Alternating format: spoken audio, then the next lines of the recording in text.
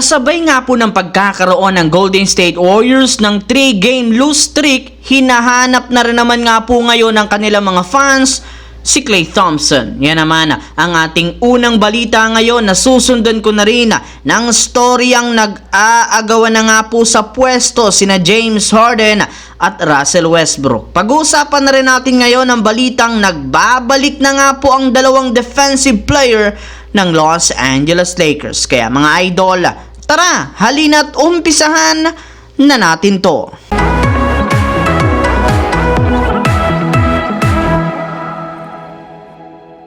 Alam naman nga po ninyo mga idol na dahil nga sunod-sunod na pagkatalo ng Golden State Warriors, marami na nga po sa kanilang mga fans ang sobra nang nadidismaya at nagagalit sa kanila.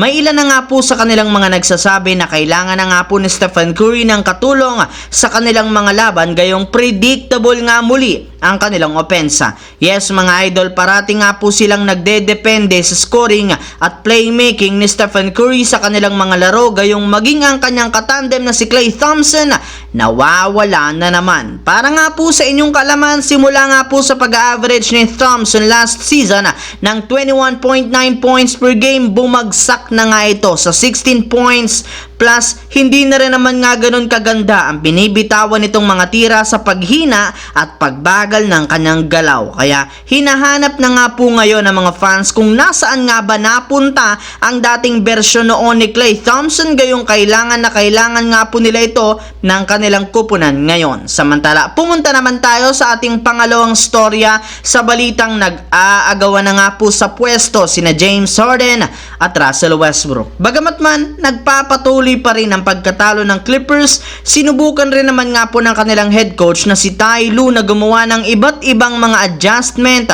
sa kanilang mga laro. Sa katunayan, napilitan nga po siyang tanggalin sa kanilang rotation ng kanilang point guard na si Bones Hyland gayong ayaw nga po niyang gumamit pa ng 3 guard o paliitin pang lalo ang kanilang ginagamit na lineup na siyang nagiging rason bakit denodomina sila sa switching, rebounding at ilalim ng basket. Ngunit sadyang hindi rin naman nga ito nagiging epektibo sa pagkakaroon per nila ng loose streak. Bukod nga po dyan, malaki ang problema ng Clippers kina James Harden at Russell Westbrook gayong nag-aagawan nga ito ng role at pwesto sa kanilang lineup. Kung inyo nga pong napansin sa naging laro nga po ng Clippers kontra sa Memphis, kahit man nga po maganda ang takbo ng laro dito na Westbrook, pinilit nga po nila itong tanggalin o alisin sa huling mga minuto ng kanilang laban para ipalit sa kanya si James Harden na nagkaroon rin naman ng napakalamyang performance. Kaya dahil dyan, hindi na nga ito nagustuhan pa ni Westbrook at ang kanilang mga fans, lalo pat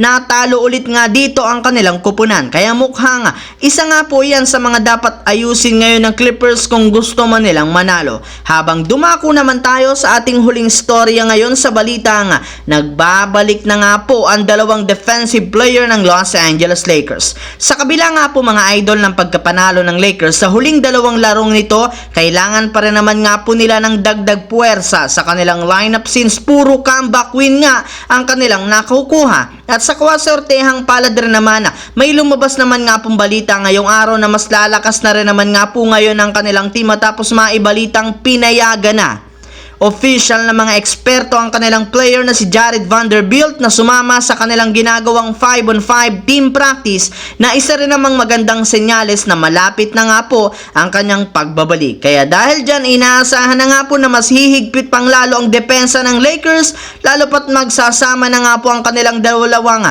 defensive player na sina Jared Vanderbilt at Cam Reddish. And speaking of Cam Reddish, inaasahan na rin naman nga po mga idol na babalik at mananatili ito bilang kanilang starting shooting guard sa kanilang susunod na laban. Kaya sigurado nga po na mas lalakas pang lalo ang Los Angeles Lakers.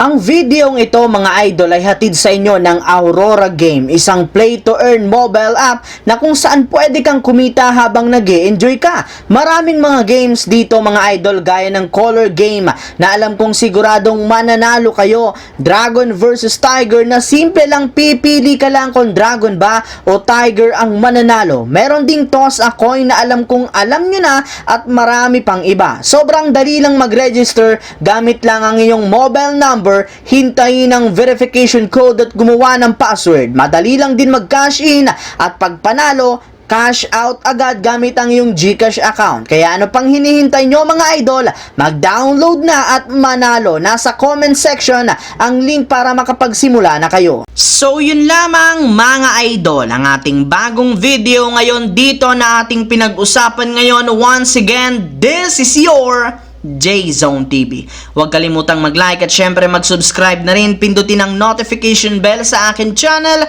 para lagi kayo maging updated sa mga videos na pinapalabas ko. Isang malaking shout out sa lahat ng solid J-Zone TV dyan. Maraming salamat mga idol. Hopefully, nag-enjoy kayo ngayon.